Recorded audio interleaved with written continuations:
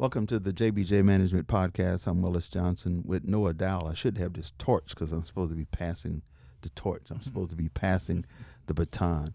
I ran track, and I know what it's like to pass the baton. So it's that time. If you drop it, you get disqualified. Yeah, man, 100%. Let me tell you. They kick you out. That's it. All that preparation that you've done, That's all that pretty practicing, if you drop the baton, on the exchange. That's where I'm nervous. I have a healthy amount of worry. So today we are going to talk about legacy building. I saw a story the other day, and I remember this young lady, Miss Elaine, at Elaine's Kitchen on Martin Luther King. She was probably there 25 years. She was at another location prior to that, Caribbean food. She died about 2 years ago, but the place is closing because the kids had not figured out a way to keep the doors open.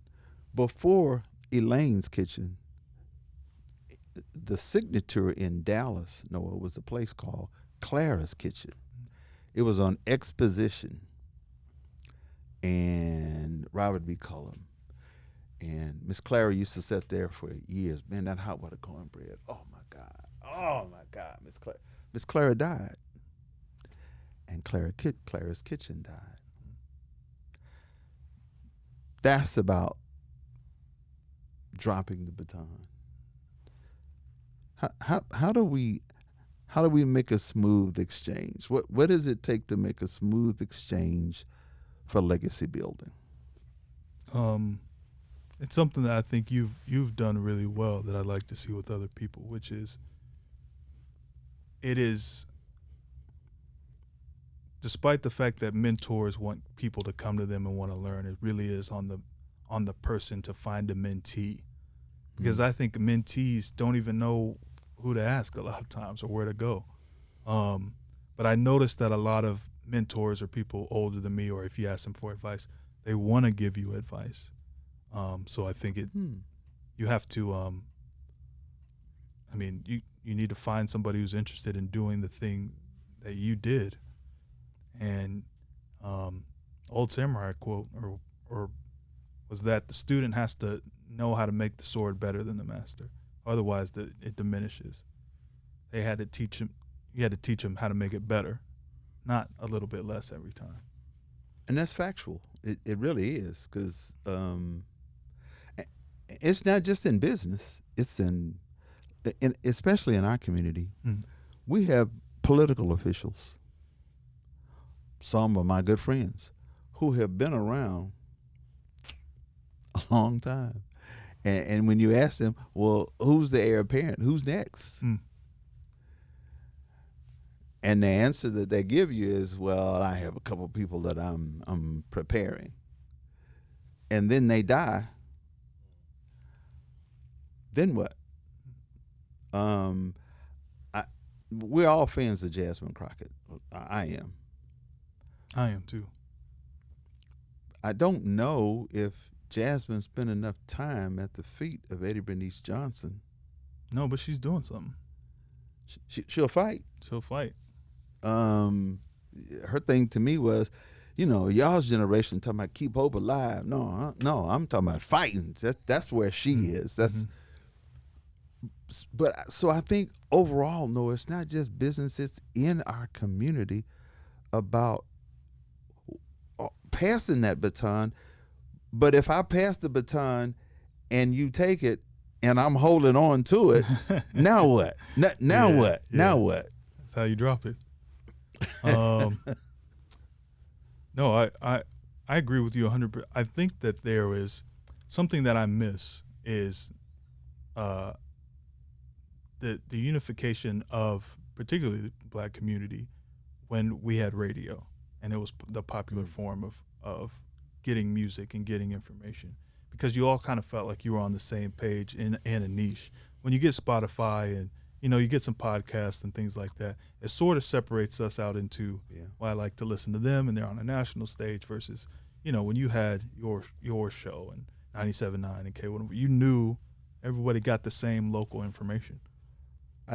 Boy, you hit it on the head, because you can go around the country. Rick Roberts in Houston at KJLH, or you could go to K-Day in Los Angeles, or you could go to WDAS in Philadelphia, or WVON in Chicago. I mean, you go on and on. Mm-hmm. The black station, because there was three things that black people did back then.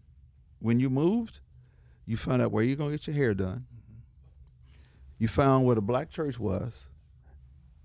And even when as soon as you got there, you're looking on the dial. Oh, yeah. What a black radio station Oh, yeah. at. That was the line of communication. That's what we did. Now, to your point, you got headphones on.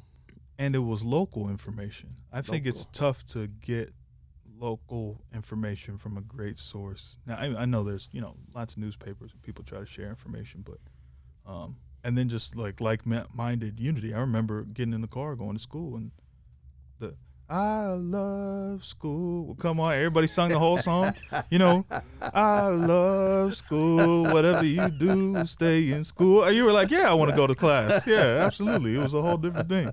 But yeah, that was a. To your point, though, I just remember my mentor was. I've had a couple. Tom Joyner is who hired me in radio, and so that was a baton passing kind of thing. Our boss was a guy named Chuck Smith who worked at WDIA in Memphis, Tennessee. That was a baton passing kind of thing.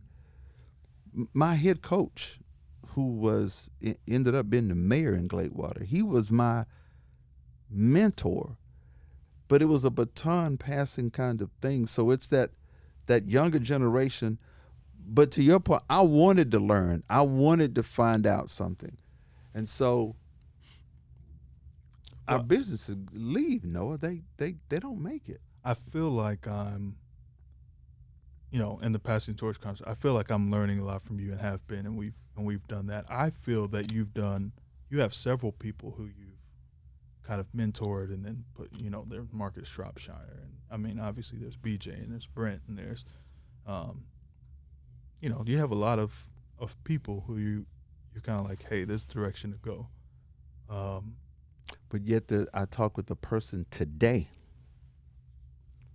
from the generation just a tad bit older than you, and their thing is, well, the baby boomer generation does not want to work with us. The baby boomer generation, Willis, you are an exception because you do, but typically the older generation does not have time for the next generation. Do you find that? I think people have worked really hard to get to a level where they personally feel respected. And I think that there's a push and pull between whether the younger generation treats the older generation with the respect they deserve, as well as the older generation being like, I don't care anything about you. I've gotten the back of a hand from a lot of people. Just be, hey, how you doing? Good to see you. People shake my hand and not look me in the eye, and they're walking off to somebody else. Yeah. So I don't know, and that is somebody who I treat with respect. So I don't really know what you want. If I give you respect and you don't care about me, I don't know what it is you want from me. So I think it is a deliberate thing that has to happen.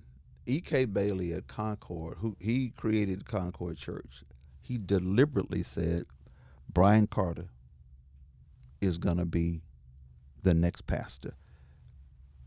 And he put him in place. Jeffrey Johnson at Eastern Star Baptist Church in Indianapolis put his son in place and said he's going to be the next pastor. And he retired, walked away. The same thing is happening with Tony Evans at Oak Cliff Bible Fellowship. So I'm watching the church do it. But I have a friend of mine who owns two partners, Fred Conrad. Fred Jr. has no interest in two partners. So what do you do? What does the older generation do when the younger generation says, nah, I ain't got no time for that. I'm doing my own thing. What do we do? I don't know. I'm trying to learn as much as I can about stuff that interests me and where my skill sets are. But you know, I'm interested in how you felt about it. You now being a mentor, you were a mentor. You talked about Tom Joyner, Right. You know, you worked your way up. You learned a lot of things. What is it that you think? It was a willingness on my part. I wanted to learn. I wanted to get to a point of more knowledge. But I recognized early on, Tom Joyner, that's a bad man. I recognized that early on. He's standing right next to Muhammad Ali when I met him. And for those of you who don't know, Google Tom Joyner. There's nobody greater that was in the media business, the black radio. So I wanted to learn, but I also wanted to learn how to do business. And so I sat with my boss at radio. His name was Chuck Smith. Noah, hours at a time. I mean, I'd go in his office and he'd keep me in there 3 hours. I heard every analogy you could hear. Which is now why y'all hear me do analogies. Oh, that's yeah. what I learned. I mean, that's how I learned. And so, but there was a willingness. And here's the other thing that I've been willing to do is work with a group of younger people. If they want to listen. And it's constantly I ask you, where are your peers? Who are your peers? Who is the John Wiley Price in your group? Mm-hmm. Who is the Eddie Bernice Johnson? I don't, because you need a government official from an elected standpoint. You need a business person. You need a community person. You need a clergy person.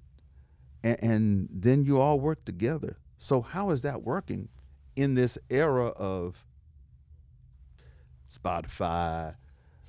Man, I ain't got time for you. I mean, you know, we're doing our own thing. Yeah, you definitely have to get some like-minded individuals willing to take a risk and willing to collaborate. I think we're running into everybody wants to be the king or queen or what, you know, everybody wants to be in charge.